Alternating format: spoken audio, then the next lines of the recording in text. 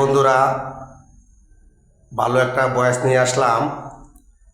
ইদানিং ফেসবুকে টিভিতে খবরের কাগজে শুনতেছি 29 বছর আগে যে সালমান শাহকে হত্যা করে মেরেছিল, বিশেষ করে 29 বছরের ভিতরে তার খুনিরারে ধরতে পারছে না, এখন ধরেছে। এটা আমাদের সরকারে এবং আইনজীবীরা তারা ভালো কাজ করেছে, এটা আমিও বলি। কারণ হলো 29 বছর আগে যে ব্যক্তিকে ফাঁসির ছলনা করে হত্যা করা হয়েছে, এটার বিচার আমরাও চাই।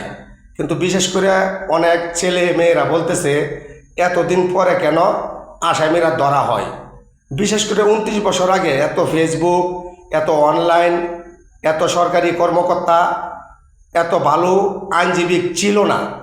এখন ডিজিটাল যুগে ভালো আইনজীবী, ভালো সরকারি কর্মকর্তা আছে বলেই আমরা সূক্ষ্ম বিচার পেয়েছি এবং সালমান শাহ হত্যার আসামিরা যারা আছে, যে কয়জন সবাই ধরা পড়তেছে, এটা শুনে আমরা আনন্দিত। ঠিক আছে বন্ধুরা।